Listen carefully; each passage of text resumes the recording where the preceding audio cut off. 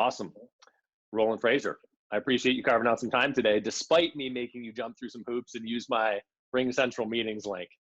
I know. I'm gonna do I need to bake you a casserole? Or things that bad? You can't afford that Zoom account? What's going on? I feel great about that. If you would bake me a casserole, that would be awesome. No, I will say I didn't get a casserole, but I did get a bottle of Angel's Envy rye at my house from you. Isn't that rye great? It's actually the only rye that I like. Yeah. Now you might be able to introduce me to some other rye that I might like, but I have one right behind me here. I don't know if I'm gonna pick up my computer and you see, that's my bar, right? Oh, that's fantastic. So I have some ryes there that I think you might like that would be really fun. One is, I'm going to get the name wrong, but it's like Owl or something like that. Old Owl, Kentucky Owl, something like that. Really, really cool. And Pappy's rye is pretty great as well. Oh, is it? Yeah, I got a few of them too. You just have to come over sometime and we'll hit this thing. And I got way too many of these anyway. Well, at the moment, it's a long drive to get out of Texas. I know, and you're not even supposed to do it. So, but I'm into it at some point. Okay. Well, for anybody that isn't familiar with Roland Frasier, you are, I don't even know what I would say you're known for. What I can say about you is that a number of things. One, what's that? I said exceptionally handsome is usually what most people say. That was number one on the list. Maybe number two is that you've been involved with a whole bunch of different businesses over the course of the last several years. Mm-hmm. And lately you've put a big emphasis on business acquisition and teaching other people about business acquisition. But through that journey, you've got a ton of experience in a lot of different things. Mm-hmm. One of the things, well, actually, why don't you give me a little bit of context there? So in the last 5 years, what are some of the businesses that you've acquired or been a part of? Everbowl, which is an acai bowl health superfoods chain, and the related things there. Digital Marketer, which is a digital marketing training company. Traffic and Conversion Summit, which is we have the largest digital marketing event in North America right now, in the process of growing that. Big Block Realty, we've got over 1,000 agents in real estate, in the process of franchising that. Credit Suite, which is a credit services thing that basically helps people get alternative loans and stuff like that. Just all kinds of things. Try to keep interested in as many different interesting things as possible. Yeah, and it's a wide variety, and I wanted to hit on a couple of those because I think that for a lot of business owners, they get stuck in this idea of my business is unique and my business is different. And it's the number one objection that I get when I'm consulting with people, when you're telling them, here is a playbook that will work for you. And it's, my business is different. No, it's not. Yeah, well, I love that. And I think that it's important for people to hear it and actually see an example of, no, I have 10 companies, or do you know how many you currently have holdings in? 36. So you have 36 companies that you're a part of in some capacity. Mm-hmm. And they're all very different, but totally. Oh, yeah. Yeah. So it's SaaS, e-commerce, physical stores, physical services, wholesalers, e-learning, I have, like restaurants, right? It's to me, it's like good business principles apply across the board. Good growth principles, good scale principles, good exit, good acquisition. It doesn't really matter. The actual operations of the business and the people that should be doing the day-to-day, absolutely. I think that is a mistake when you think you can take a manager from a restaurant and put them into a logistics center and they're going to do just fine. They don't have the industry knowledge or the contacts or any of the context. So I think that's hard. But as I talk about, there's 3 levels of working. There's working in your business, which most people do. There's working on your business, which Gerber taught in the E-Myth, right? And then there's working above your business, which is kind of what I like to do, which happens when you're not selling the widgets in the business and you're not hiring the people to write the processes and procedures. Your product becomes the business. And when you're at that level, then you're buying and selling businesses, not trying to sell more coffee or courses or masterminds or whatever it is that the business sells. So that's, to me, the level at which these the core skills of leveraging and growing and scaling and exit and acquiring, they're universal. But down in the trenches of the business and in ops, I think that it actually does make a difference. Does that make sense? Totally. And what I heard there was, the people make a huge difference. You can't pop one person you can't swap people in a business and expect them to be able to, even with the same role, expect them to be able to operate a new business the same way. Really tough. Yeah. I hadn't seen it work yet. Yeah. So one of the things that I've heard you say to that effect is, I never want to be on the org chart because I don't want a job. Right. Yet there are two businesses that I know of, or two things that I've seen you really actively involved in. One of them being War Room, and nice. the other, I actually wear my War Room hat. I'll give Wayne Deering credit for giving some awesome gear on that front. Yes. But the other being this Epic Challenge that you just did. What makes those two different for you, where you want to participate, you want to be in the center of those and quote unquote have a job? Yeah, well, actually, I don't. I don't want to have a job, and I don't have a job in any of those. War Room would run just fine without me. It's something that I'm very passionate about, the connections, the people that are in there, including yourself, right? It's high level business networking, which I think is very, very valuable. And I think that's absolutely qualifies as working above your business. But the people that, like, I don't program War Room. I don't arrange the meetings. I don't run that business. Deanna Rogers runs that business unit. And so she reports to me as an owner of the business, but I'm just like, I'm there for suggestions. And then obviously I go, right? But I go because it's valuable networking. If it wasn't, or if it stops being that, then I won't, but War Room would still go on without me, just like it did before I came in, right? And with the Epic thing that I'm doing right now, it's a project. And so that's a new thing. And now I've got two coaches that I've brought in who are, we don't tell people when they sign up for the Epic Challenge. Well, actually, when people move from the Epic Challenge into one of our accelerators, we don't let them know at the time they're making the decision to make that investment, they're going to get a one-on-one coach with it. It's a surprise bonus that comes in later, right? Oh, and so it's not listed in the thing, but it's a super high level of service. Well, also, the two people that I have that are providing that service, those are people who will move in ultimately to doing all of that stuff. So right now it's a launched product division, but for me, I don't have a desire to be, a guru star around that. I would like to build one of those two people up, or both of them, to be the personality. And that's easy because, they're better salespeople than I am. I can do the deals, but that's kind of how that works. So I think when you're launching something new that I'm a very project oriented person, but then I don't want the job of running that. I want somebody else to do that, and we'll all be happier. I like that. That's a good answer. And actually I think it gives a lot of context for a lot of people, because when a lot of people see somebody, so we're in the era, right, of people wanting to brand themselves and wanting to create this image of, hey, look at me, I'm important, or whatever, right? Some people have a grander plan for that. But I think a lot of the times when you see that, people get wrapped up in the ego component that's around it. And then they want to be the character, want to be the figurehead. And I think it's really helpful to hear that narrative of, so I put myself out there. I'm using this project as an opportunity to then step away from it, because I have no intention of still being there. Yeah, and I throw my personal brand. I think it's important to have a personal brand. That's something that I did not do until a couple of years ago. And I saw that it was kind of silly, because I watched, Steve Jobs and Elon Musk and Sarah Blakely and Richard Branson and Warren Buffett and so on and so on. These are all people who are pretty successful, and they are, their personal brand, I believe, helps prop up their corporate brands.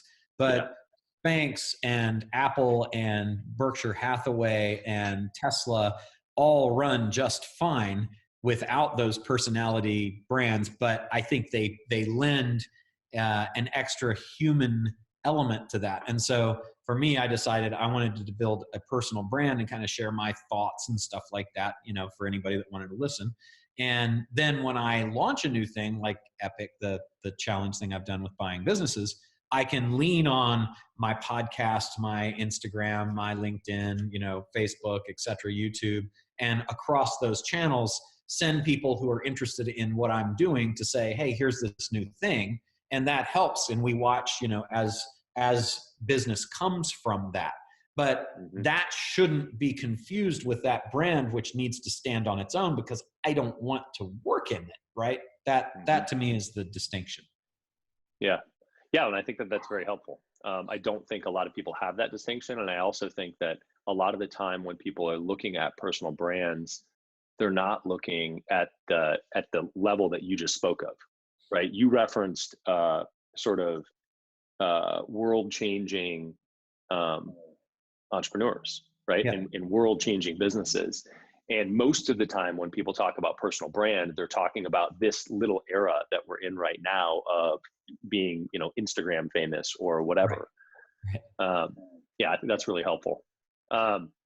So one of the things that is true of both War Room and the Epic Challenge, and the Epic was really interesting for me because I sat through War Room was the feeder for this for me, right? So I met you through War Room, right? And ultimately, I sat through one of your intensives on Scale and Exit, which anything that you ever do is like a nonstop peppering of facts, insights, thoughts, etc. You'll burn through pencils listening to you talk for 2 days. Thank you. That's awesome. It is. It's great. So I also went through Epic and listened to it, which was a lot of the same content, but a different format. Yes. Both of them ultimately were high ticket offers. And in high ticket means different things to different people. Inside of the credit card processing space, we look at anything over $1,000 or $2,000 as a quote unquote high ticket. Okay, cool. Yeah. And then on the other end of the spectrum, we have some marketing agencies that sell to universities, and they're doing $250,000 singular transactions. Right. Those are actually higher ticket things. Yes. But let's go to this few thousand, like $2,000 to $30,000 space. Yeah. One of the narratives that we both see and hear from our clients is that high ticket gets sold to existing customers. So it's kind of sell something small, sell something a little bigger, warm up the relationship, and then sell something large. My perception is that War Room largely functions that way, but the Epic Challenge didn't. So if you could give us an idea of what the War Room funnel looks like and whether or not that narrative fits it or not. Yeah, sure. An awesome starting point. Yeah, the War Room funnel comes from really just 3 places right now. One is word of mouth, and then one is from our Traffic and Conversion Summit event, which was the only thing that sold War Room for years and years and years.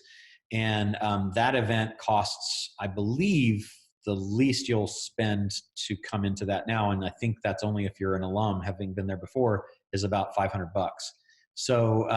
So that you would say that entry into War Room would be, you come to that event, you invest $500 to $3,000 to go to the event. And then at the event, we present from the stage, lots of cool stuff. And then we have a booth that's in the expo hall with another few hundred exhibitors, and you have the opportunity to join there. So that's straight from that $500 plus investment into $30,000, which is the lowest level that you can join War Room at. Which is $35,000 at the TNC that's coming up. So that's that one. And then the only other funnel to that I built starting about 3 years ago was to do the intensive that you went to, called Leverage, Exit, Grow, Scale, or LEGS. And that's a 3,000. It started at 1,862, or I think it was 1862. Yeah. I remember that. Yeah. And that was because I wanted a story to tell about it, and I was really focused on selling into the War Room Mastermind. So I looked at all of the years. I Googled most famous or most important or something like that masterminds in history, and looked at all the dates until I found one that was close to 2000, which is what the price point I wanted was. And in 1862 was when Andrew Carnegie started the steel mill mastermind that became one of the biggest leaders during the Industrial Revolution. So I was like, okay, that's a cool story. It cost 1862. So that was how I launched that. And we sold into War Room from there. That was my upsell, was 2 days of my best growth stuff. Then at the end, War Room. And I wanted to limit it. I wanted it to be small. I didn't want to have the exposure and risk of doing a big event. And I also wanted to sell to sell War Room. So we average 3 or 4 War Room sales to the 15 to 20 people that come to that event, which is a pretty good conversion rate on that. So that's a funnel that is, it started at 1,862, then it went to 2,000, and now it's 2,997. So it's, and we've sold it up to 5,000, but the price that it's really at right now is, so that's a 2,997 funnel into War Room, and that 2,997, which would be considered high ticket under the terms you just said, is sold straight from social media into that, and we haven't had any problem, filling that consistently. So that's kind of how those funnels work. Now we're in the process. You've seen the Wicked Smart trilogy of books. So I made books from all of the from the Wicked Smart submissions back to 2013 through 2019, and War Room. So those are the ideas, not ideas, but those are the campaigns that people who are members of War Room run that are the most successful. They share them with the group, put them into 3 books, and that will be some form of that, a book funnel that we launch for War Room, but that's not something we've done yet. So that's kind of the War Room funnel stuff. That's awesome. So Wicked Smart.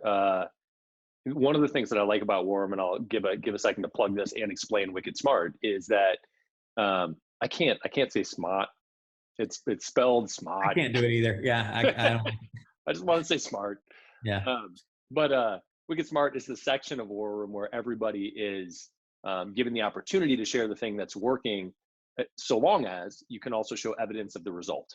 And so we're not interested in people in general pontificating. Ideas. Yeah. Nope. No ideas. This is the result I got. So you've consolidated that stuff into a book, and you're going to use that essentially as the beginning of the funnel. Correct.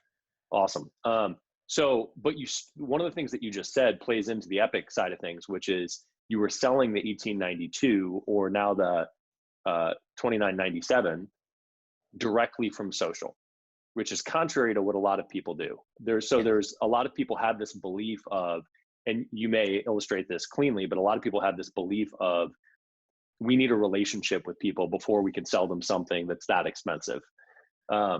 What happens on social, or if anything, what do you do? Like, what's your social methodology to get people into the 1892 or the 2997? Yeah, so you could argue that they do have a relationship because they are connected on social, because I'm not running ads. I do boost. So there are people that are not in my current audience that come and then, and learn about that. I boost my posts on social. I have the most ghetto, not sophisticated, dumb way to do it, ever, but it's because I just want to do it myself. And I didn't want to, I don't have a bunch of team behind me doing all that stuff. So I like to write, and I'll shoot videos from time to time, and I just share the stuff that I'm, doing or thinking about. And then I will, when I want to do one of those intensives, I will write a series of usually 5 to 7 articles or videos that talk about the things that I teach in there. And then I say, if you're interested in coming, here's the link. And, feel free to, say yes, or I'm in, or something like that. Or if it's in Vegas, put Vegas in the comments, and then I'll just follow up with them. Or I will have somebody on the team, Deanna, follow up with them and, say, hey, we're having this if you're interested in coming. I wrote a sales page for it, but I didn't have any of that stuff for the longest time. Like, for the first 2 years, we ran, maybe 500 people through the, that $2,000-$3,000 thing leading into sales of War Room. And it was 100% organic social, no sales page, no anything except y'all want to come to my event, you know? So I did about a year ago, wrote a sales page. I went through my slides and said, okay, this is cool. I cover 7 things on this and 18 things on that and 4 things on this. And I just made those bullets and then created a sales page around that. But like if you want to sell something high ticket, just start selling it and start telling people about it, and it'll start slow and you will build momentum, and eventually you'll have a pretty cool business. Like if what you're selling is good, I don't think that's that hard. Yeah, well, so that's interesting. And there's a difference in scale between that in selling, 15 people on that for a 15-person event and what you just did. And what you just did with Epic was a different process, and kind of on some level fits the more formal framework, except in a totally different way. So this essentially with the War Room or the 1892, which functionally was like a little intensive, right? You're doing a 10-15 person intensive where you're teaching for 2 days. Yeah, it was never less than, I sold 18 to get 15 there, and 15 was like the first 3. So I ended up at 25 being the ideal number. So just for anybody that's like, whoa, what's the ideal number? It's 25. But go ahead. Why is 25 the ideal number for you?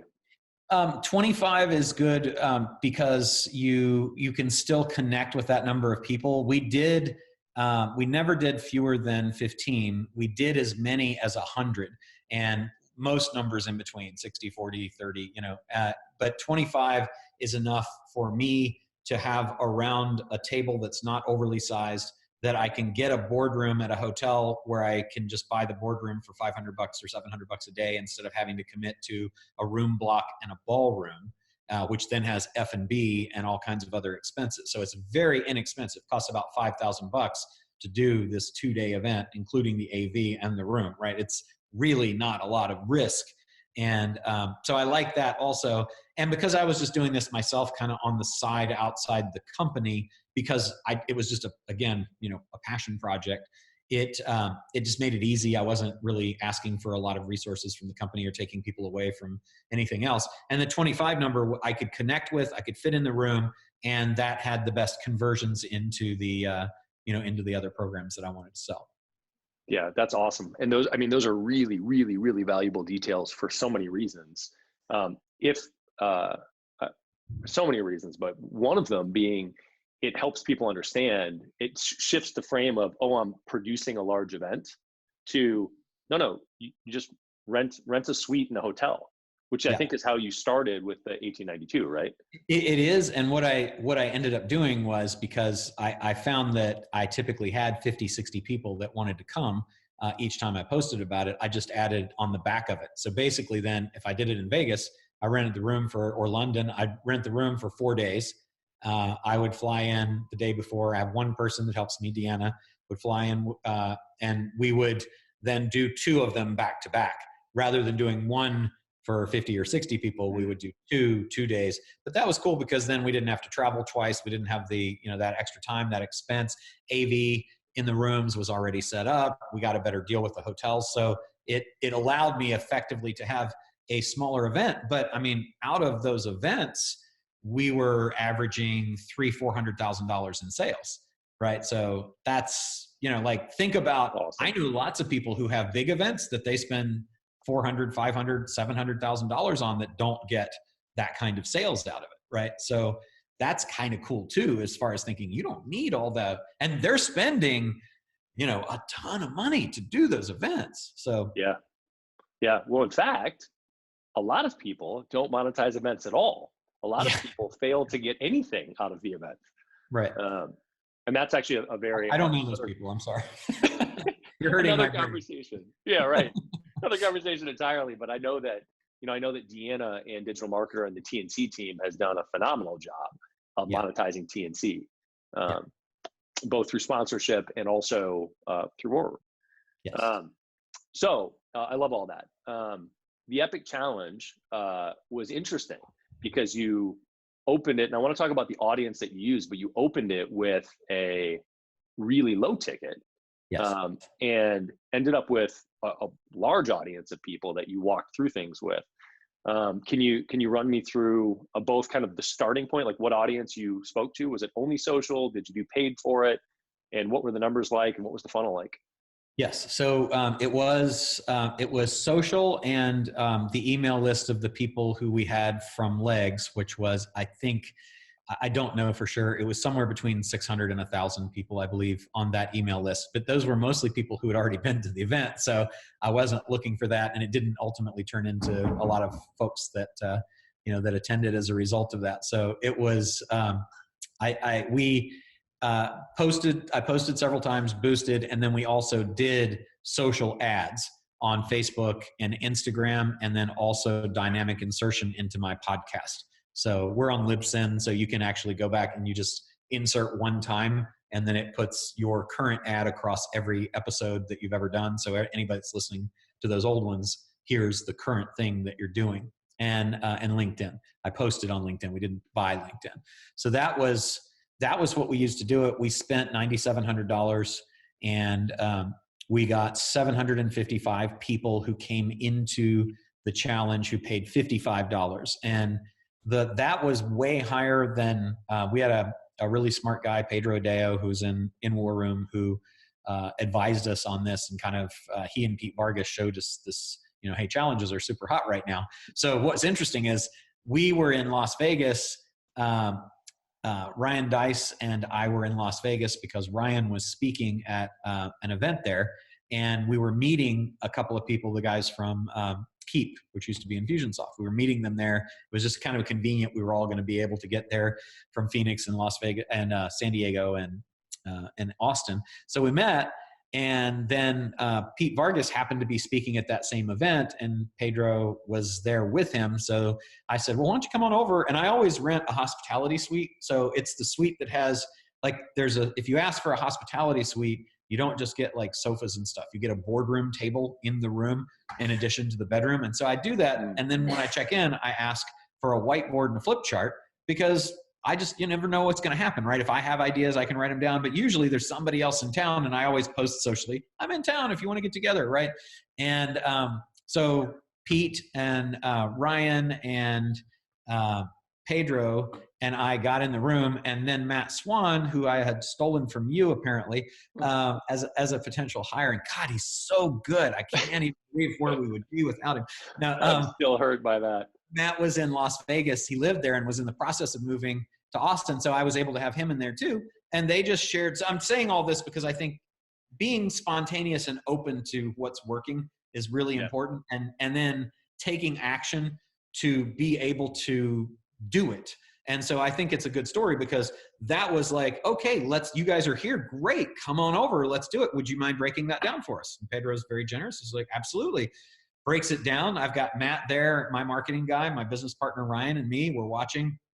I said, this is something that we need to do. You guys need to do it, digital marketer. I kind of want to play with it with this, because the world had not shut down then. I had like 3 days later, scheduled March 16th and 17th, a Legs event, and the 18th and 19th, and the 23rd and 24th, right? So I had all these events right before Trafficking Inversion Summit, and I literally was sitting, we left Las Vegas saying, yeah, we're going to do this soon, went to do the live event, and then I'm sitting the Sunday before, and they say, okay, all hotels are shut down, all restaurants are shut down, all people should stay inside the next day.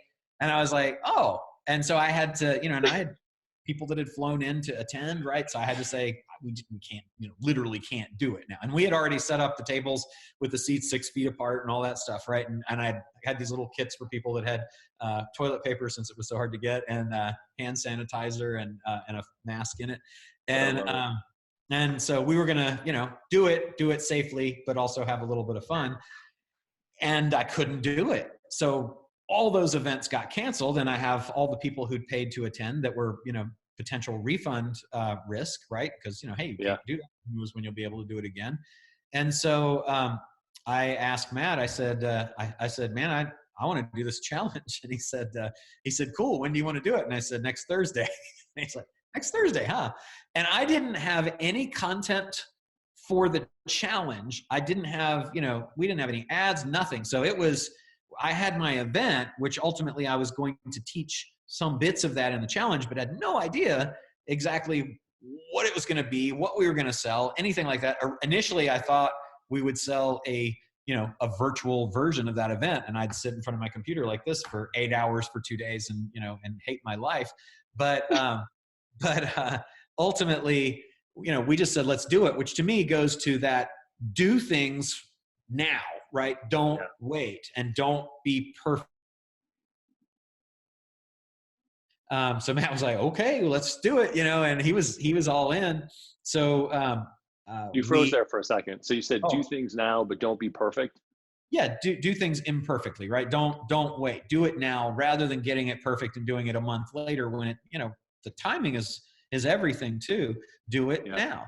So so we said, okay, we're going to do it that following Thursday. We did, and we created the ads. I created posts, and we charted out what was the the whole thing going to look like, and launched it. And we're our goal, like our initial goal was maybe we can do 400,000. And then it was like, well, not really. Because if we can get 500 people in at $55 and then we sell a $2,000 thing to 10% of those people, that's about $150,000. And we were really surprised at the amount of people that came in. The conversion rate was, started out around 57% and settled in around 55% of people who bought the $55 thing that came to the page. We did not spend as much money as we should have, but we were just like, we didn't know if it was going to work. So we were like, okay, 10 grand, we'll invest 10 grand in it. So we spent that 9,700. We had 755 people that signed up, and then I had to create the content. So, I'm telling my wife, I've got to create the content, then another day, I've got to create that content, and I really got to create that content. And then, holy crap, I've got to do it. So I sat down and spent maybe 5 or 6 hours creating the challenge content for the 5 days. And then we ended up, and I kept my little ClickFunnels app refreshing. And we did it in ClickFunnels, by the way, and Pedro shared his funnel with us. So it was a very quick build, very down and dirty. It was just me and Matt that did it, no high tech.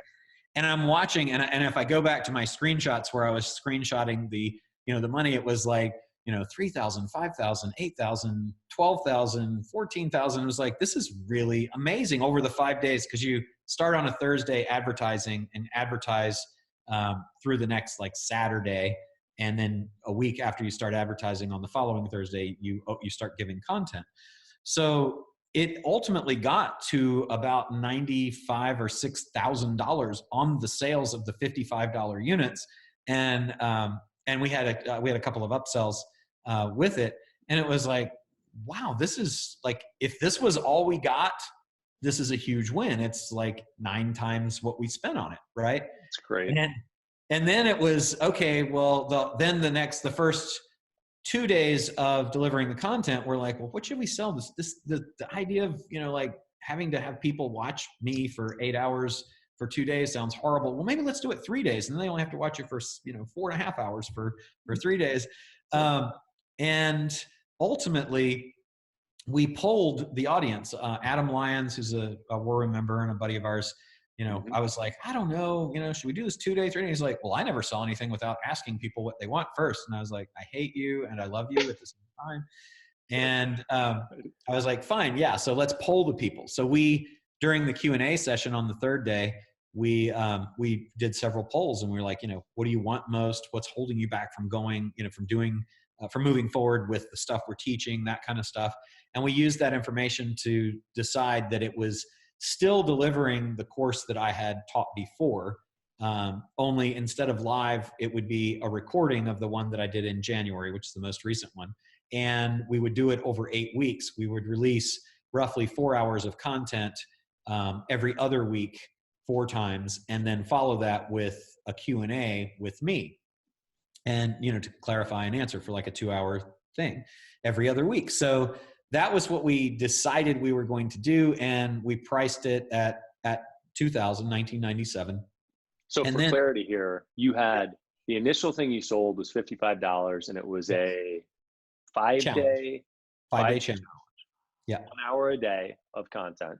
Yeah. And through that process, you talk to the audience to decide exactly how to structure what you kind of knew you were going to be selling. You just didn't know how you were going to structure it or deliver Correct. it. Or price. Right? I had an idea. Yeah. And we had 2 upsells. We had a VIP upsell for $97 that had about a 20, with upgrades, about a 22 or 5%, 22, 23% take rate. And then we sold the book trilogy of the War Room books for $197. And we had about a 24% take rate, including upgrades. On the front end for the $55 offer. Yeah, awesome. Exactly. So that was how we got to that $95,000, $6,000. Cool. And I want to highlight something real quick too, because I think it's really important. A lot of people look at this kind of thing as the initial part being solely lead gen. And it's like, hey, how do I get people to buy my high ticket thing? And I think it's really important to illustrate that, some people knew there was going to be an offer later, but a lot of people were like, wow, $55 and I'm getting this content. And you were focused on delivering this content. So absolutely, if not offered anything, people would have left that and been thrilled with the content they got.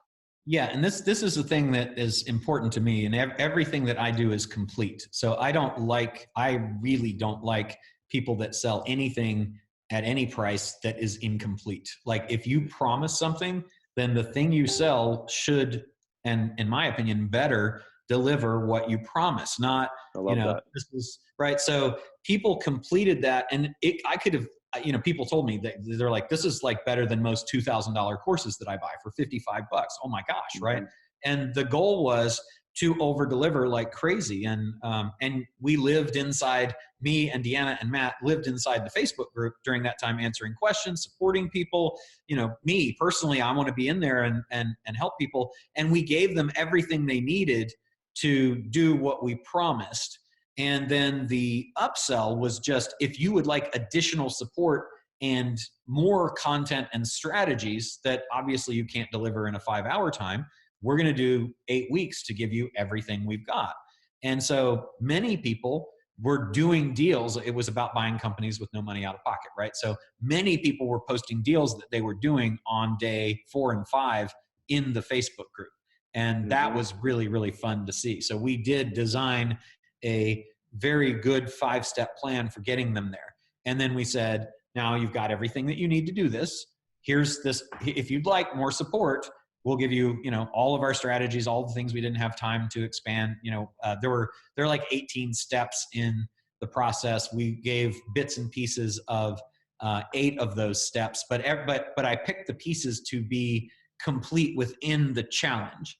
And so then, in talking to people, staying in the Facebook group, through the polls and things like that, ultimately decided that that thing that we were going to do originally was that we were going to do with the 8 weeks was great at $1997, and then we added in the ability to have a couple conversations with me, talk with our M&A attorney.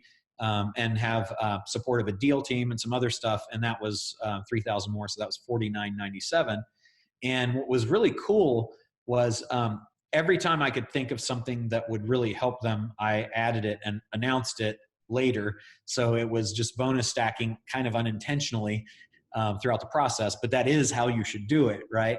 We just didn't know exactly what it was because we threw this together in 5 days. And so good. In the end, I watched and remember, we were thinking we might sell 100,000 if we got 10% of the people in, and at that point, we had 755 people, I think, in, so call it 750. So we would have hoped for 75 sales at $2,000, which would have been 150 plus the 100-ish that we had sold, 95 or so. So, could have been 250,000 total. And it just really took off like crazy. And Pedro gave us lots of good advice on, do this thing here, do this thing there. And I watched it and I kept refreshing my thing. Cause as you know, the more you refresh your app, the more money you make. So a lot of people don't realize that there's a direct connection. So, that just do it really fast. And it kept going up and up and up. And it finished when we closed on Sunday. we closed the offer to anybody that hadn't already said they're in, because some people send wires and PayPals and it takes a while to, to go through all that. But we finished at, I think it was 750,000, right around there. Might have been a little less than that. Might have been 710 or something like that. But it was 700 and some thousand on something we had only thought was going to be, 100 and something, and then 200 and something, and then in the follow up after was crazy too. And because it was a $5,000 and $2,000 product, it didn't take that many more people, but we ended up around 856, right? Just over 856,000. And still on a $9,700 ad spend with a great list of pixeled people, a great list of email opt-ins, a great list of buyers that didn't convert, and a great list of people who did convert. But the people that converted, we had 243 of the 755 people became buyers of the 2 or 5K. So that's a 33% roughly conversion rate, which was just, we never even dreamed would be possible. And had I not added the 5K, we would have lost about $300,000 because 100 roughly of the 243 bought the 5K. So we had a 39% take rate on the higher offer and 61% take rate on the 2K offer. So that was interesting too. And then looking forward, we seeded in one of the bonuses to the 5K buyers was the ability to attend. As you know, we've got War Room, which you're a member of, and we've got another one called Scalable Mastermind. So we gave those people a preview day at the mastermind because we know that people that come to masterminds, number one, we believe strongly in our masterminds, and I think you'll attest to that they're great. I do. But we also know that if we get people there, that they'll see how great it is and they'll join, very, very high success rate. So I think there's another million and a half to come on the back of that. And again, all three of those things are complete within themselves. Do the challenge, you can go and do everything you need to do. Want more support and guidance and even more content? Join the accelerator or the elite program and we'll give that to you. When you're done, lots of deals, no problem. Want to join the mastermind so that you can have other smart people that are doing stuff like this? Then come do that. So those are all complete in themselves. And at the same time, they're all part of a bigger funnel that ultimately that 9,700, I think, will generate close to 2,225, right, in revenue. Yeah, that's awesome. I think that there's a lot of good lessons out of that. And I think that you said a lot of things that I think are good takeaways. One of the things that sunk in as you went through the funnel was that, and you just highlighted at the end that you had qualified lists, Yep. A relationship with the buyers in different ways. So, and you mentioned this with War Room also, in some way you do have a relationship with them. But you also built the relationship through those 5 days, delivering a ton of content, a ton of value, and literally interacting. But you could be also building the relationship through video if it wasn't live. But you built that rapport and that interaction on a $55 buy before you asked for something significant. Correct. Absolutely. And I do think it would be very well. I mean, we do sell those $3,000 things without a low end on the front. But I mean, look at the difference of, I got 755 people into the program. There's no way I would want to, and that's the nice thing about that you learn from that's the good and a tragedy of having a pandemic is you've got to pivot or freeze. And so if you decide not to freeze and you decide to pivot, then it's like, okay, how can I do what I did before? And then it turns out we figured out a way better way to do it. So we'll do fewer of the live events now, maybe none.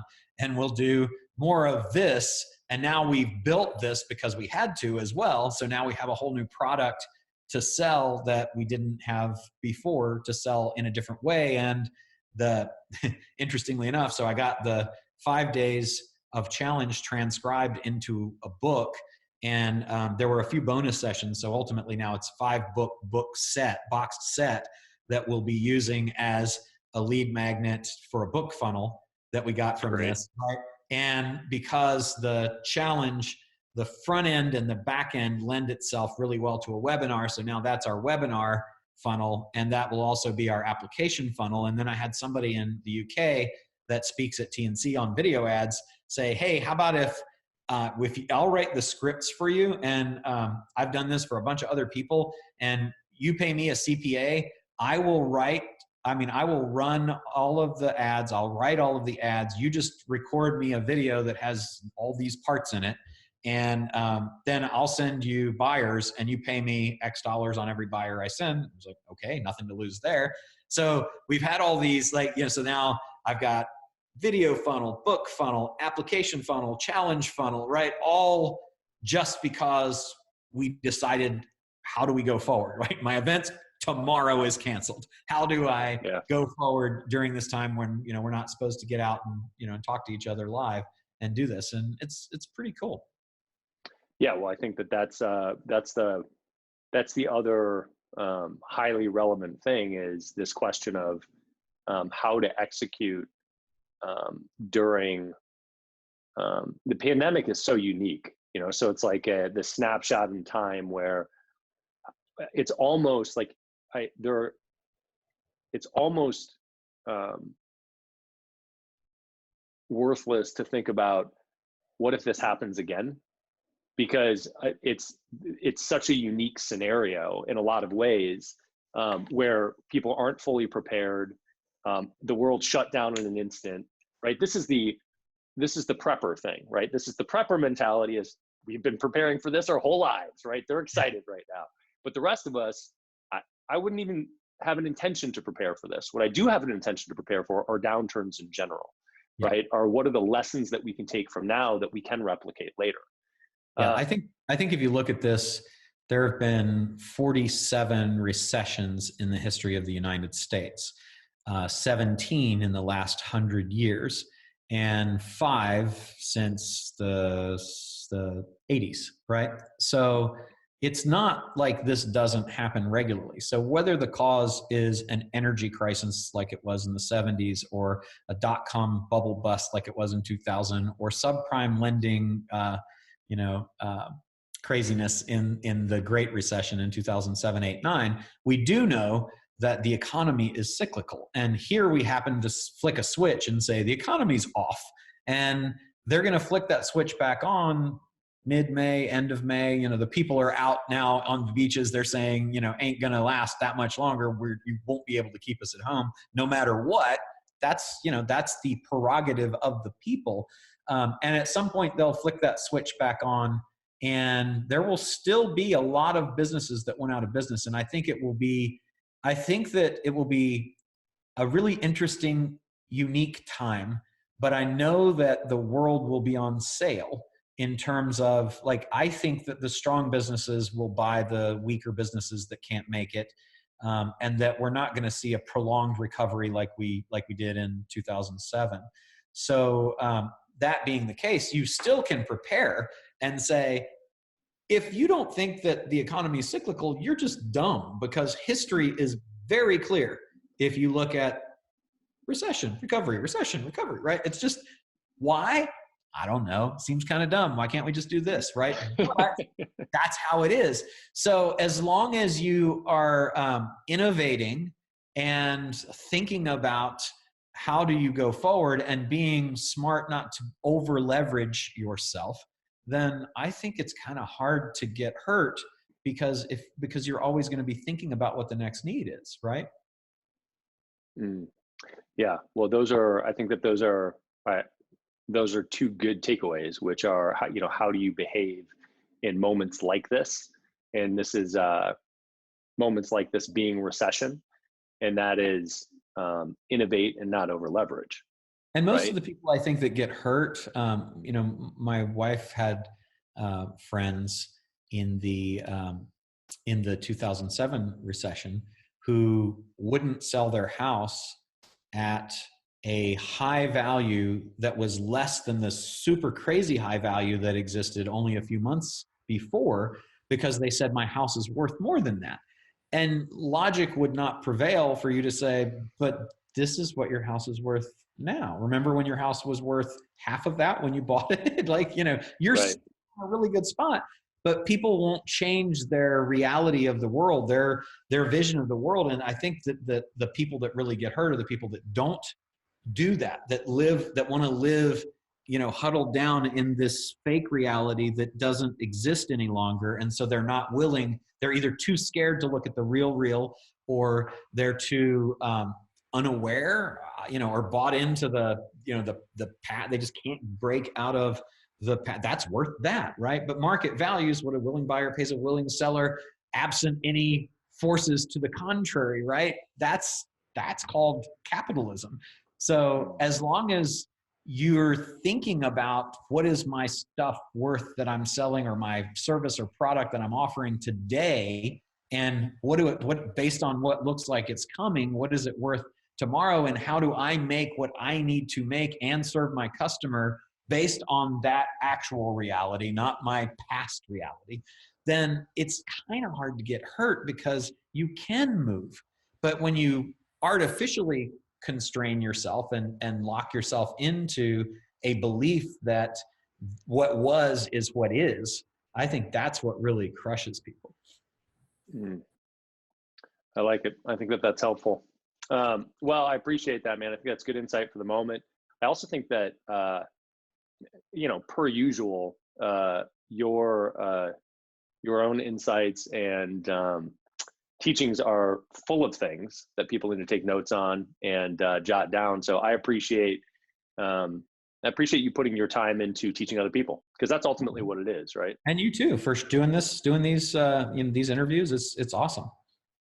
Thanks, man. I appreciate that. Well, on that note, I'd be remiss if I didn't take a moment to ask you about EasyPay Direct, because we have done processing for Digital Marketer, Rival Brands, other Big Block, other companies that you've been a part of. Pretty much, as I see it, EasyPay Direct is responsible for everything that's going on right now. I mean, we were damaged. So, no, I'm just kidding. Now, you guys are awesome. We love you.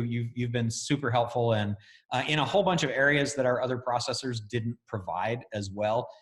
Services that they didn't tell us existed, and you'd be like, well, GoDaddy does this, and you're like, oh, well, that's that. Oh, can you do that? Yes. How come our other people? Yeah, so really been awesome, and as a service. And also I like having you to be able to talk to, which is really, really valuable. And, and not only just for credit card stuff, but just general, you're out there interested in all of these things too. And so you have lots of business inputs from lots of different people who are really smart, to filter through your own smartness and then share. And that's really been helpful to us. That's cool. I appreciate you saying that. And one of the things that I like about I try to be very deliberate in my life. And if I ask people for the word bubble, the word clouds that describe me, deliberate and disciplined are the two that consistently are large in that picture.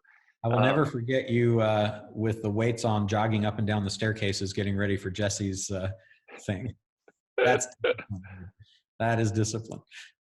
It is. That's a good example. I had a very clear goal and a very clear timeline, and that was everestingx2.com that was a trip of an experience. But one of the things that I like about the chosen path that I have here is that we get to talk to people like yourself that have tremendous business experience. And in a lot of cases, we obviously have no ability to share financials and don't talk about those things, but we get to see them. So like I personally get to learn from, hey, this is how this business works, and does it work or not? What's the financials on the back end? Right. And that's really interesting, because it helps both me personally, but also our team learn about effective business and business practices and operations. And in turn, that allows us, like in this conversation, or for my team to help other people say, oh, that makes sense. I know the business model. Yeah. So it's been a huge growth mechanism for me. But I appreciate that. Cool, man. Well, I appreciate you taking the time. Yeah, man. Thanks for having me. Yeah. And what's your social stuff? I am, so I have a podcast called Business Lunch, and then it's on all the podcasty places. And then on social, I am / Roland Frasier everywhere, from LinkedIn to YouTube to Instagram, Facebook, etc. Love it. Thank you so much, Roland. Yeah, thanks for having me.